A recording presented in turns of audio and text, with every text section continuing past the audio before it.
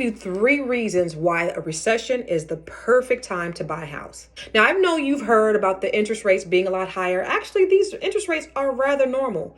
Think back to the 80s when they were in the 18th percentile. We're nowhere near that. So reason number 1, home prices drop. The home that you may have been looking for might be less now. 2, homes are staying on the market a lot longer. So you have more homes, you have more supply than you have demand. So you have your choice of the home that you may want to purchase. In a buyer's market, when you had multiple offers and tons of people buying, you didn't have that much of a choice and you had to overbid. In this market, not necessarily, you have more of a choice. And number 3, sellers are willing to offer concessions in this type of market. Because they're staying on the market a little bit longer, they may replace the carpet, they may paint the walls, they may give you closing cost credits, which are the most important things. So those credits can pay for your closing costs, they can buy down your rate, they can do all sorts of things. You thinking that I'm going to wait until the interest rates go down before I purchase a home? Everybody's waiting until the interest rates go down till they purchase a home, and then there's not going to be those opportunities for you.